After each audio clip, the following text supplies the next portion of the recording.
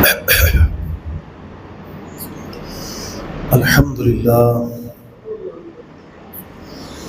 لله رب العالمين والعاقبة للمتقين والصلاة والسلام على سيد الأنبياء والمرسلين وعلى آله وأصحابه أجمعين.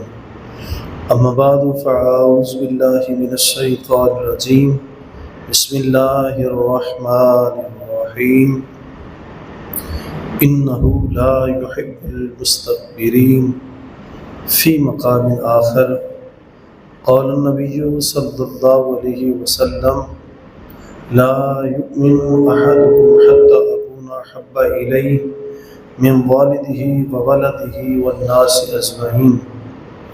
وكما قال الله تعالى في شان حبيبه مخبرا وحكيما إن الله وملائكته يصلون على النبي يا أيها الذين آمنوا صلوا عليه وسلموا تسليما. اللهم صل على سيدنا ومولانا محمد وبارك وسلم وصلی علیہ. اللہ تبارک و تعالی جل شانہ کی حمد و ثنا کے بعد حضور النور شافع یوم النشور دانائے سبل فخر رسول صلی اللہ علیہ وآلہ وسلم کے ذات والا صفات پہ صلاۃ و سلام پیش کرنے کے بعد علماء ذی وقار اور آپ تمامی معزز سامعین و حاضرین و ناظرین، اللہ جل جلالہ نے بڑے فضل و احسان کے ساتھ اس کائنات کو سنوارا ہے اور سجایا ہے. اپنا خلیفہ، اپنا نائب یقیناً حضرت انسان کو چنا ہے اور اس کی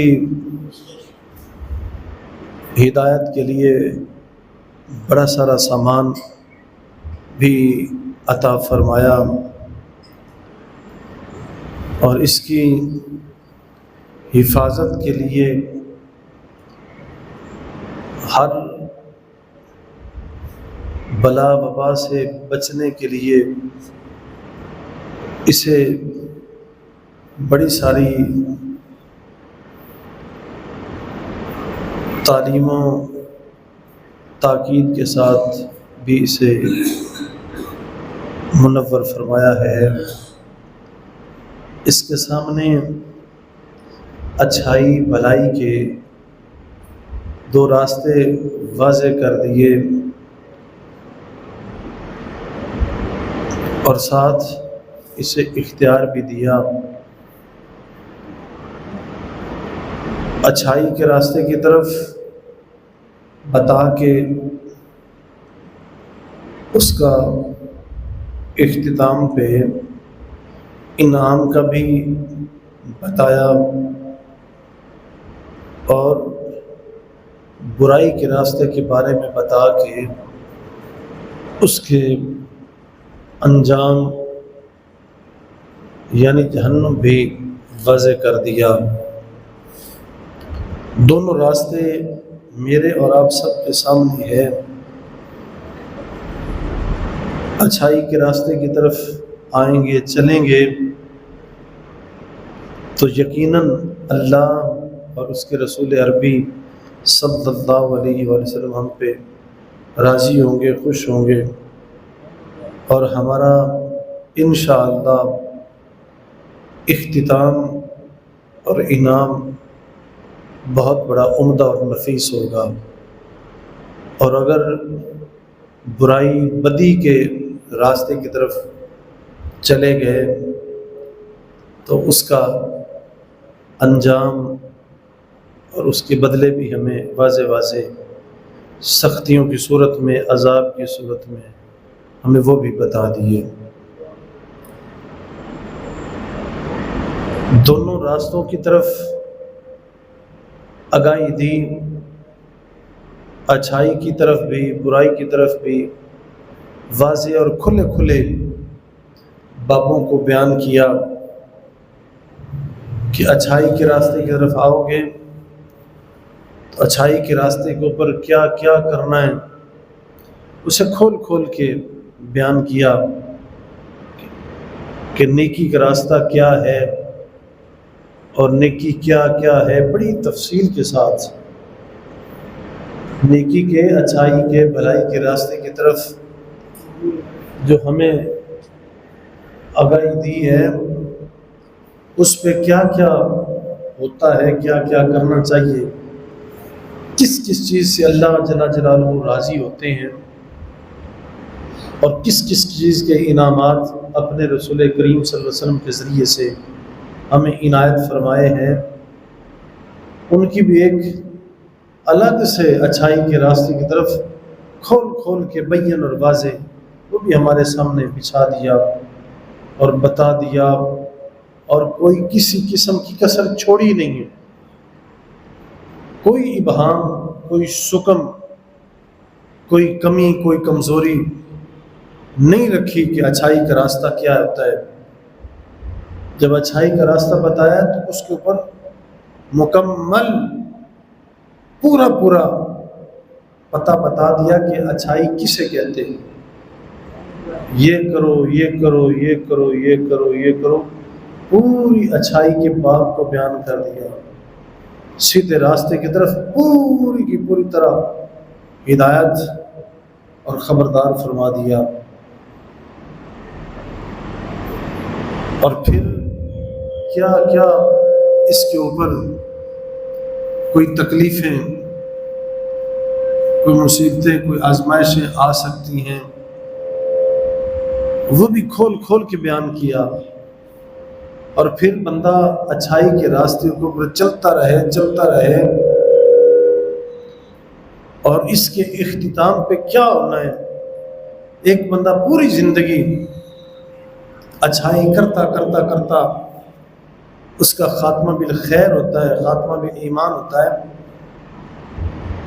تو یہاں تک ہی نہیں صرف، بلکہ اس سے بھی آگے بتا دیا کہ اگر کوئی خاتمہ بالخیر پہ مرے گا، خاتمہ بالایمان پہ مرے گا، اور جو مکمل پوری طرح ہدایت کے راستے کے اوپر کامزن رہے گا، ثابت قدم رہے گا، اسے کیا انعام ملے گا، تو ایک بار نہیں، دو بار نہیں، سینکڑوں بار کلام مجید برہان رشید کے اندر واضح اور کھلا فرمایا کہ خالدین فیہا، کہ یہ وہ لوگ ہیں کہ جو دوزخ کے اندر، جنت کے اندر، بہشت کے اندر ہمیشہ ہمیشہ رہیں گے، جنتوں کے اندر ان کا ٹھکانہ ہونا ہے، جنات تجری من تحتہا الانہار، اور اس کے نیچے پھر نہریں جاری ہوں گی، باغات ہوں گے، چشمے ہوں گے، حور و غلمان کے جھرمٹ ہوں گے، اور بتاتے ساتھ فرمایا کہ اس کا پھر جس کی آخری جو اس کے اوپر جو انعام اور مہربانی ہونی ہے کہ پھر اس کے اوپر جنتی کے اوپر، اس سیدھے راستے کے اوپر چلنے والے کے اوپر سب سے بڑا انعام یہ ہونا ہے کہ اس کا رب اس بندے کے اوپر راضی ہو جانا ہے، اللہ جل جلالہ کی رضوان اس بندے کے شامل حال ہوگی۔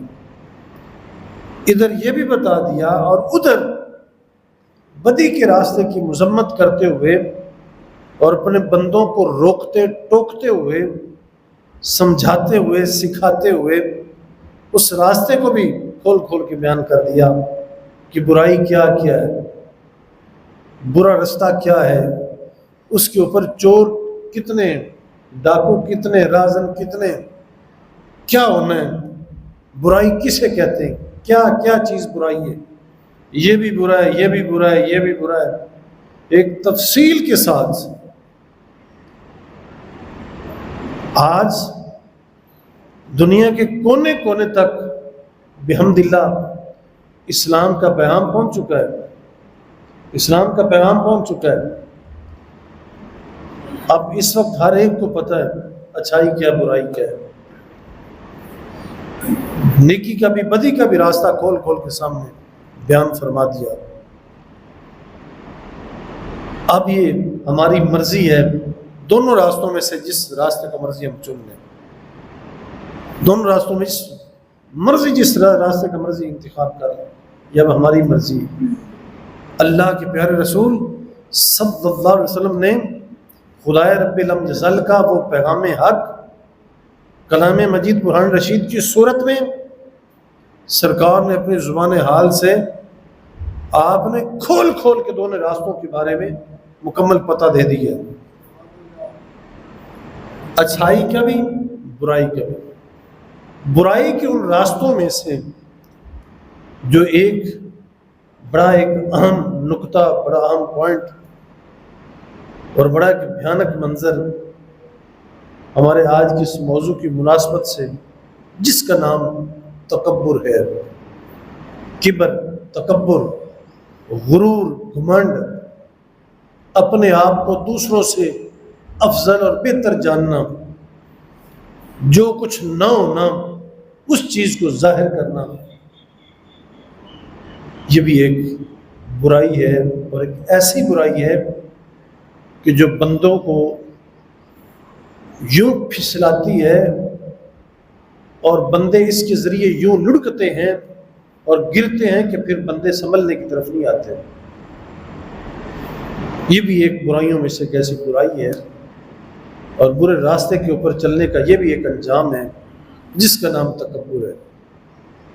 اور یہ پھر ایسی بدی ہے کہ یہ بندے کو تباہ و برباد کر دیتی ہے، تباہ و برباد کر دیتی ہے۔ ایک بہت بڑی کبھی حرکت، ایک بہت بڑا کبھی گناہ،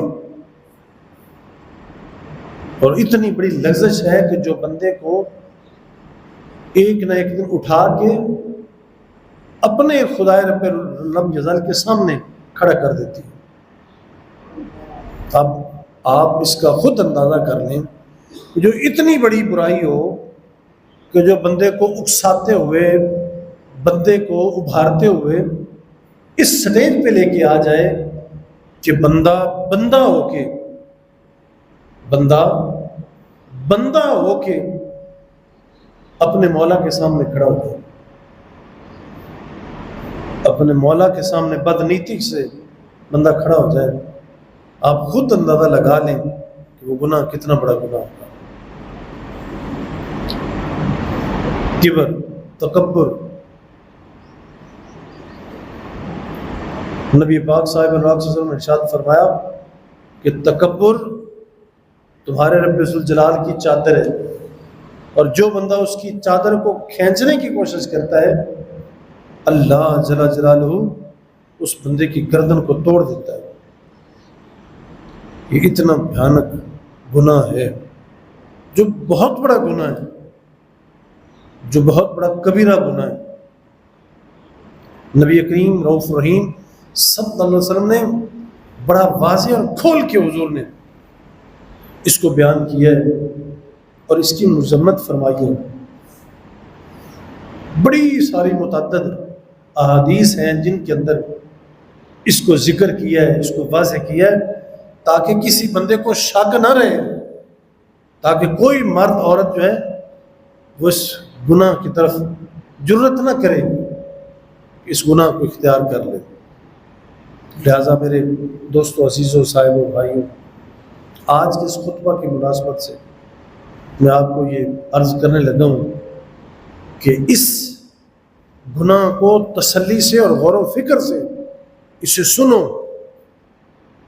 اور ہر ممکن کوشش کرو کہ اس گناہ کے قریب نہ جائے، تکبر اس کو اختیار نہ کریں۔ اور یہ تکبر ایک ایسا گناہ، ایسا عمل ہے کہ جو براہ راست شیطان کا سب سے پہلا گناہ ہے، جس کا نام تکبر ہے۔ ایک ایسا عمل ہے جو جس کو شیطان نے سب سے پہلے اختیار کیا، یعنی اس کی تاریخ آپ خود دیکھ لیں کہ ہمارے بابا جناب سیدنا آدم علیہ السلام جس وقت آپ کو بنایا گیا تو اللہ جل جلالہ نے شیطان رجیم کو حکم دیا کہ سجدہ کرو جناب آدم کو. اس وقت اسی گناہ کی وجہ، اسی تکبر کی وجہ سے، غرور کی وجہ سے، گھمنڈ کی وجہ سے آپ خود اندازہ لگائیں کہ براہ راست جس کو ذات کبریا جسے فرمائے، براہ راست بغیر کسی واسطے وسیلے کے اللہ جل جلالہ نے براہ راست خود فرمایا شیطان سے کہ سجدہ کرو. اب دیکھیں کہ وہ کتنا بدبخت تھا. اللہ جل جلالہ کے حکم کے اوپر بھی، حکم کو سن کے اس نے سجدہ نہیں کیا اور انکار کرتے ہوئے اس بات کا اظہار کیا کہ یہ مجھ سے کم تر ہے، یہ مٹی سے ہے، میں آگ سے ہوں اور مٹی آگ سے بہتر ہوتی ہے، تو میں اس سے بہتر ہوں، اور میں جب بہتر ہوں، افضل ہوں، تو میں اسے سجدہ کیسے کر سکتا ہوں؟ یہ اس کا سب سے پہلا گناہ تھا.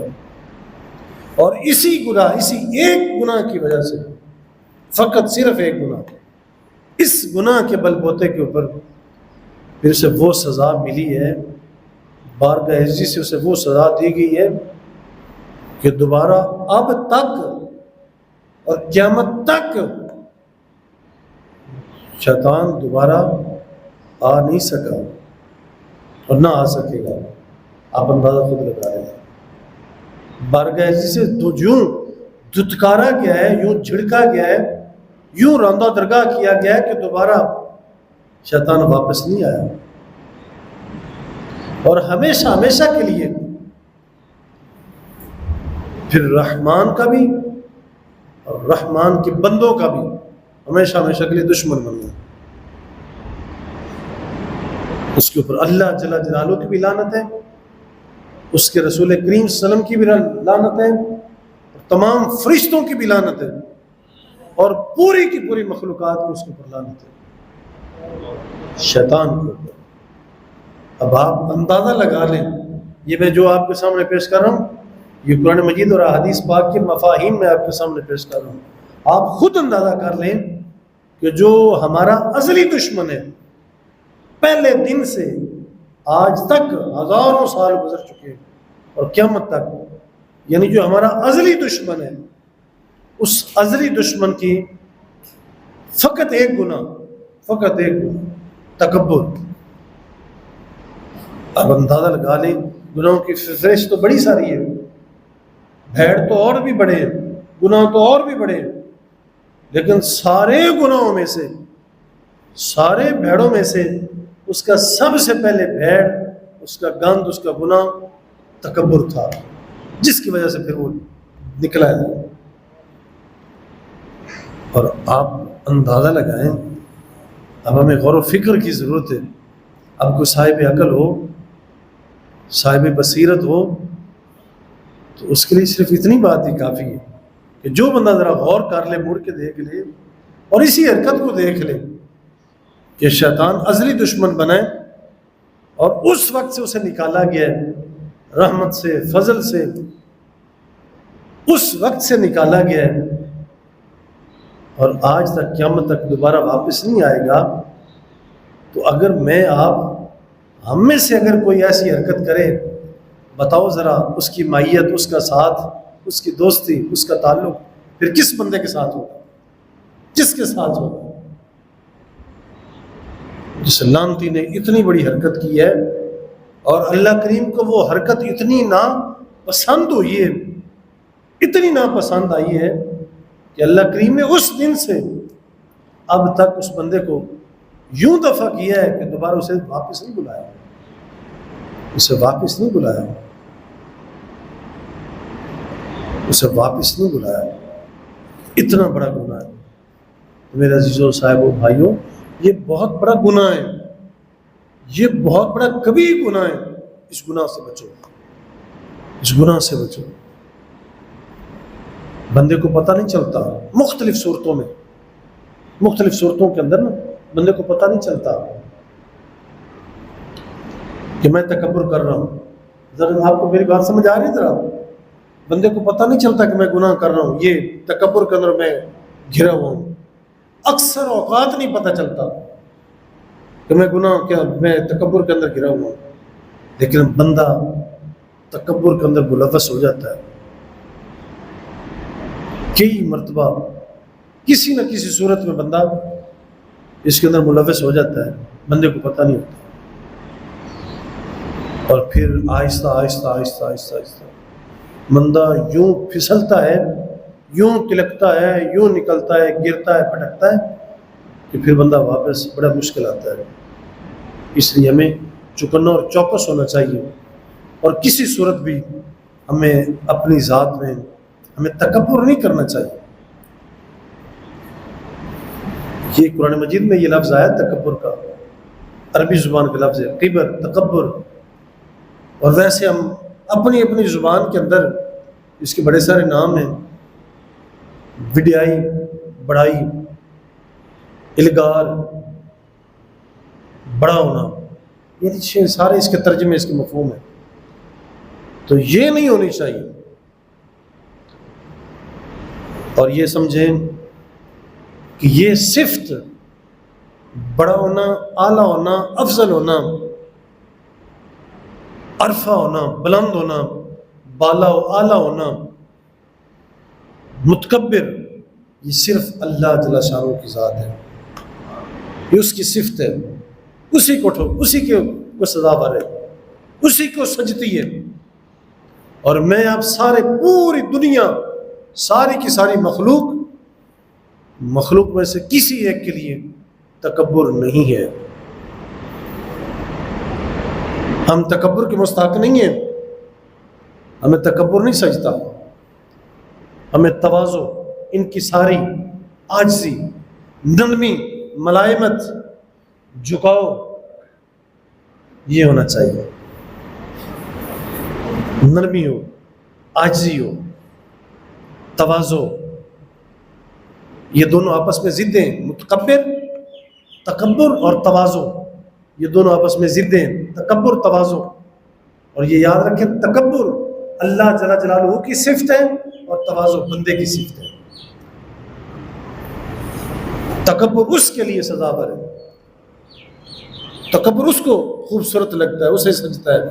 اور تواضع بندہ جتنی عاجزی کر لے، بندہ جتنی عاجزی کر لے، بندے کے اندر جتنے اچھے اخلاق آ جائے، حسن سلوک آ جائے، نرمی آ جائے، ملائمت آ جائے، بندہ دوسروں کو جگہ دے، دوسروں کے لیے وسعت پیدا کرے، دوسرا یا بولے تو جی کے کہہ کے بولے، ہاں جی کہہ کے بولے، کوئی اس کے سامنے اسے سختی کرے تو اس کے اندر نرمی آئے، تو یہ بندے کے لیے خوبصورتی ہے.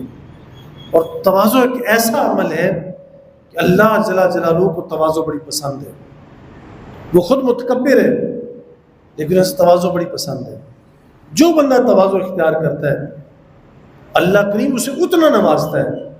جتنا بندے کے اندر تواضع زیادہ آتی ہے، عاجزی زیادہ آتی ہے، نرمی زیادہ آتی ہے، بندے کے اندر جھکاؤ زیادہ آتا ہے کہ وہ اپنے رب ذوالجلال کے لیے جھکتا ہے، دوسروں کو جگہ دیتا ہے، اتنا ہی اللہ جل جلالہ کا کرم، اس کا فضل اس بندے کے اوپر برسات ہوتی ہے.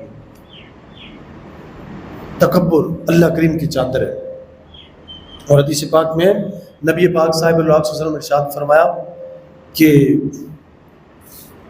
سرکار فرماتے ہیں کہ جو بندہ، جس بندے کے دل میں ذرہ بھر بھی تکبر ہوگا، وہ بندہ کبھی جنت میں داخل نہیں ہو سکتا. حضرت عبداللہ ابن مسعود رضی اللہ عنہ آپ سے حدیث پاک مروی ہے، سرکار نے فرمایا کہ جس بندے کے دل میں ایک ذرہ بھر بھی تکبر ہوا نا، وہ بندہ جنت میں داخل نہیں ہو سکتا. ایک صحابی اٹھے، سن رہے تھے حضور کا خطاب باز، تو عرض کرنے لگے یا رسول اللہ، بندہ کبھی نئے کپڑے پہنتا ہے، نئے جوتے پہن لیتا ہے، صاف ستھرے جوتے پہنتا ہے، کپڑے پہنتا ہے، کیا یہ بھی تکبر ہے؟ سرکار دو عالم وسلم فرمایا اللہ جمیل ویحب الجمال، تمہارا رب بھی سونا ہے اور حسن کو پسند فرماتا ہے. وہ خود بھی سونا ہے اور حسن کو پسند فرماتا ہے. وہ حسن کو، جمال کو، خوبصورتی کو وہ پسند فرماتا ہے. سرکار نے فرمایا یہ تکبر نہیں ہے، تکبر یہ ہے بطل الحق غمت الناس، کہ حق کا انکار کرنا، حق کا انکار کرنا، حق کو چھوڑنا، حق کو روندنا، حق کی طرف پشت کرنا، حق کا انکار کرنا، حق کو چھوڑنا. فرمایا یہ تکبر ہے، حق کو چھوڑنا، حق کا انکار کرنا.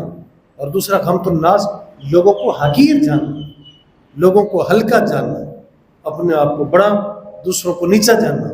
سرکار نے فرمایا یہ تکبر ہے کہ جو بندہ حق کا انکار کر دے، اللہ جل جلالہ کو سامنے آئے. بندہ آپ نے بھی بارہا سنے ہوں گے، آپ نے کچھ دیکھے بھی ہوں گے کہ جب پھر بندے کو جب اقتدار ملے اور مختلف صورتوں میں جب بندے کے پاس پراپرٹی، بیلنس، مال، اور جب بندہ پھیلتا اور پھولتا ہے اور پھر اس بندے کی جب واہ واہ ہوتی ہے تو پھر بندہ اپنے آپ سے باہر ہوتا ہے. اور حتیٰ کہ پھر چلتے چلتے چلتے کتنے لوگ جو شیطان کے پیروکار آئے ان کے اندر یہی صفات تھی.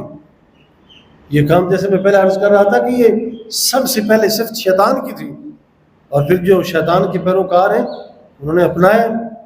آپ فرعون کو دیکھیں، نمرود کو دیکھیں، حامان کو دیکھیں، شداد کو دیکھیں، جتنے تاریخ کے اندر جو بڑے بڑے کافر آئے ہیں اور مخلوق کے اندر جنہوں نے بڑا کفر کیا ہے اور شرک کے اڈے جمائے ہیں، اور جنہوں نے اپنے آپ کو معبود کہلوایا، وہ بھی انسان ہی تھے.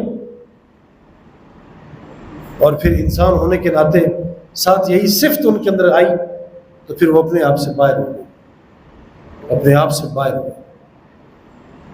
تو اس لیے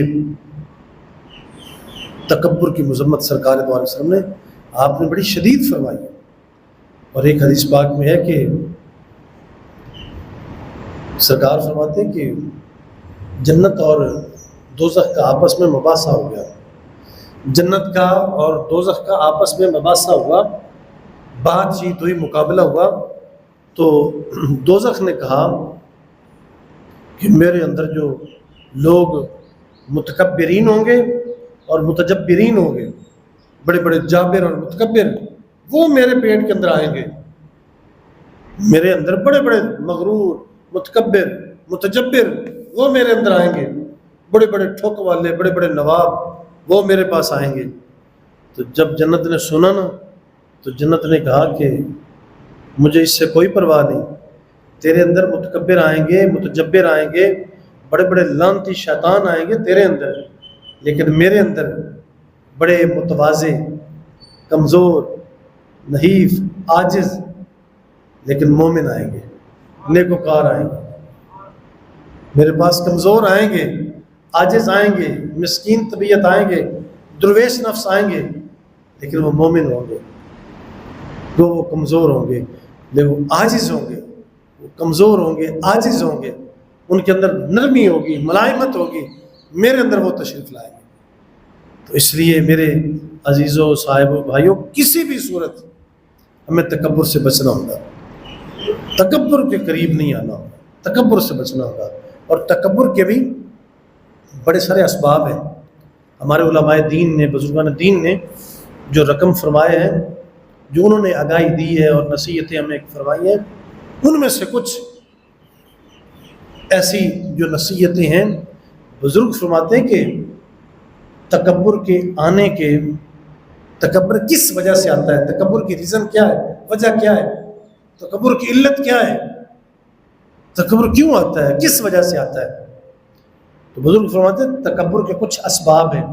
ان میں سے ایک سبب علم ہے. جب کسی بندے کے پاس علم آتا ہے نا، عام بندوں کے پاس جب علم آتا ہے پھر وہ بندے کہتے ہیں میرے پاس اتنا علم اور میں کسی کو کیا سمجھتا ہوں.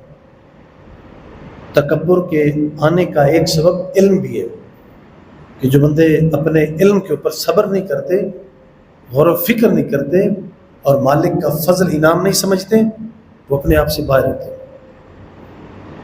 لہٰذا علم آئے تو اسے برداشت کرنا چاہیے اور اپنے اندر وسعت پیدا کرنی چاہیے۔ جب علم آتا ہے تو بندے کو خواہ مخواہ تکبر کی طرف شیطان اکساتا ہے بندے کو، تو علم آئے تو بندے کو چاہیے کہ برداشت کرے۔ ایک وجہ علم بھی ہے، دوسرا سبب عبادت و ریاضت۔ جو بندہ عبادت و ریاضت کرتا ہے کچھ دنوں کے بعد وہ سمجھتا ہے کہ میں اتنا بڑا عابد ہوں، میں اتنا بڑا زاہد ہوں، اتنا بڑا متقی پرہیزگار ہوں، میرے جیسا تو کوئی بھی نہیں۔ دن کو بھی میں اتنی نمازیں پڑھتا ہوں، رات کو میں مصلی کے اوپر کھڑا ہوتا ہوں۔ تو عبادت کی وجہ سے بھی بندے کے اندر تکبر آتا ہے۔ تو بندے کو خود کسر نفسی رکھنی چاہیے۔ یعنی یہ اسباب ہیں، ہمارے علماء دین نے ہمیں چکنا کیا ہے کہ جب یہ اوصاف ملیں، یہ مالک کا انعام ہے، جب ملیں تو بندے کو تکبر نہیں کرنا چاہیے۔ اور تیسرا مال، جب بندے کے پاس پیسہ مال دولت آئے تو بندہ خواہ مخواہ نیچے دوسروں کو نہیں دیکھتا، عام لوگوں کو، حقیر چھوٹے لوگوں کو نہیں دیکھتا، مال آتا تو بندہ بھی پھرتا ہے۔ ایسا نہیں ہونا چاہیے۔ اور چوتھا نسب، بندہ ذرا بڑی قوم میں ہو، بڑے قبیلے میں ہو، بڑی برادری میں ہو، تب بھی بندہ بٹن کھول کے رکھتا ہے، اپنی کفوں کو سمیٹ کے رکھتا ہے، ذرا دوسروں کو نیچا، اپنے آپ کو بڑا۔ اور پانچواں بزرگان دین فرماتے ہیں کہ پانچواں ہے حسن و جمال، کہ جو بندہ قد کاٹ میں دوسروں کی نسبت لمبا ہو، چھاتی چوڑی ہو، مسل ہو، جان شان اچھی ہو، تو بندہ رنگ گورا ہو، خوبصورت ہو، تو بندہ دوسروں کو حقیر جانتا ہے۔ حسن و جمال والا بندہ، یہ بھی ایک سبب تکبر کا ہے۔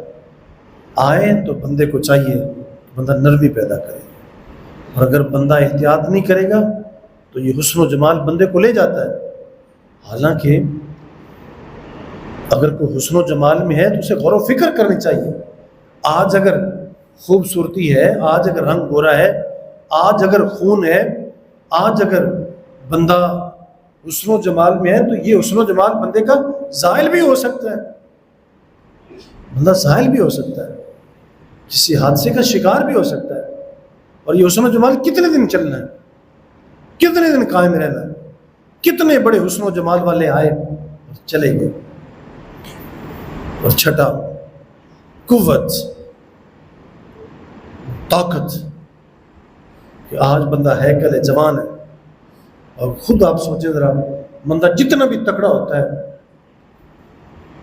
ہم پہ بارہا ماشاءاللہ اپنی اپنی بساط کے مطابق ہمارے اوپر تندرستی الحمدللہ ہے آئیے، تو جب بندہ تکڑا ہوتا ہے تو اس وقت بندے کے آثار اور ہوتے ہیں، بندے کے جذبات احساسات اور ہوتے ہیں۔ لیکن جب بندے کو کبھی بخار آئے، طبیعت ناساز ہو، تو بندہ اپنے آپ کو کتنا کمزور سمجھتا ہے کہ میں بہت کمزور ہوں۔ تو یہ بندے کے لیے امتحان ہے کہ جو بندے کے اندر زندگی میں کبھی کبھار کبھی بخار آیا ہے، پیٹ میں درد آیا ہے، سر میں درد آیا ہے، پورا کا پورا جسم بے چین ہو جاتا ہے، اس وقت بندے کو وہ طاقت کا نشہ اتر جاتا ہے، بندہ اپنے آپ کو کمزور سمجھتا ہے۔ اور اگر بندہ یہی اپنا احساس ہمیشہ کے لیے کر لے اور بندہ یقین کر لے کہ یہ قوت، یہ حسن و جمال، یہ حسب نسب، یہ مال، یہ علم، یہ تو عارضی ہے، یہ تو کچھ دیر کے لیے، کچھ دنوں کے لیے، اور جب میں نے جانا تو ہر شے میرے ساتھ چلی جانی ہے۔ تو جب یہ بندہ سوچ لے تو پھر بندہ کبھی تکبر کے نزدیک نہیں آئے گا، تکبر کے نزدیک نہیں آئے گا۔ اس لیے میرے عزیزوں، صاحبوں، بھائیوں، تکبر ایک کبھی گناہ ہے جس سے ہمیں بچنا ہوگا۔ میں آپ کہیں نہ کہیں تکبر میں پھنس جاتے ہیں، ہمیں چاہیے کہ ہم بارہا بارگاہ عزتی میں معافی مانگیں کہ جو ماضی میں، جو زندگی میں ہم سے کبھی ہم نے کسی کو دیکھ کے اپنی گال کو چڑھایا، ہم نے اپنے نسوں کو پھلا لیا، ہم نے پہلو تہی کی، ہم نے روح گردانی کی، اپنی بارگاہ عزتی میں معافی مانگیں اور آئندہ کے لیے مصمم ارادہ کریں کہ کبھی تکبر نہ آئے، کبھی غرور و گھمنڈ نہ آئے، کبھی اپنے آپ کو اونچا نہ سمجھے، کبھی اپنے آپ کو بڑا نہ سمجھے۔ اولیاء کاملین، مشائخ عظام، نیکوکار متقی پرہیزگار، ان کے اندر یہی وصف ہے۔ سب سے جو اولیاء اور جو ائمہ متقین ہیں، یہ ذہن میں رکھیں، سب سے زیادہ وہ اسی بات سے ڈرتے ہیں۔ جو سب سے بڑی صفت ان کے اندر ہوتی ہے، وہ جو تقوی آتا ہے ان کے اندر، اس تقوی کا تقاضا سب سے پہلا یہی ہے کہ ہر طرح کا تکبر، غرور، گھمنڈ جو ہے یہ ختم ہو جائے۔ یعنی جس کا نام ہماری پنجابی زبان میں بھی، ہمارے معاشرے میں بھی، عام ہمارے حلقوں میں ہم گردانتے ہیں اس نام کو، اس کا نام ہے میں، یعنی میں بڑا ہوں، میں بڑا ہوں۔ میں کو جب بندہ مارتا ہے، بندہ غرور کو ختم کرتا ہے اور تکبر کو جب بندہ ختم کرتا ہے، تو مالک بندوں کو پھر بہت بڑے مقام عطا فرماتا ہے۔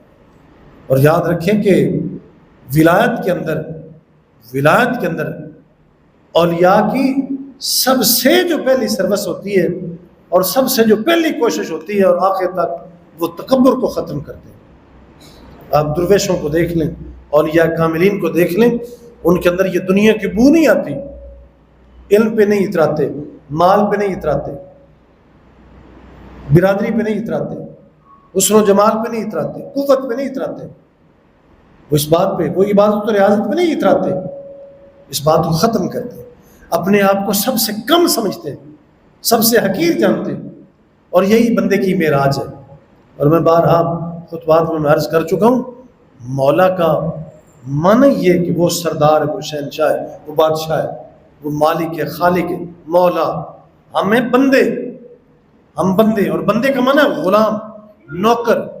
نوکر کی، غلام کی، لونڈی کی نوکرانی کی کیا ضرورت ہے؟ وہ آقا کے سامنے سر اٹھائے۔ ہم پورا زمانہ، پوری دنیا، ساری مخلوق اس مالک کے سامنے، ہم اس کے بندے، اس کے بردے، اس کے غلام، اس کے نوکر ہیں۔ ہماری کیا حیثیت ہے کہ ہم آقا کی طرح سر اٹھائیں، ہم آقا کی طرح بات کریں، ہم آقا کی طرح بولیں، ہم اکڑیں، ہم پہلو تہی کریں۔ ہم کون ہوتے ہیں؟ ہم تو ہیں ہی نوکر۔ آپ خود اندازہ لگائیں، یعنی یہ مثالیں ہمارے بیچ میں ہیں، یہ مثالیں ہمارے اندر کی ہیں۔ ہمارے جو زیر حراست ہمارا کوئی ملازم ہے جس کو ہم تنخواہ دے کے کام لیتے ہیں، اس سے کوئی بھی ہو، یا ہمارے ساتھ جو کام کرتے ہیں کسی محکمے میں، آپ دیکھ لیں ذرا، باس کے سامنے گردنیں جھکی ہوتی ہیں۔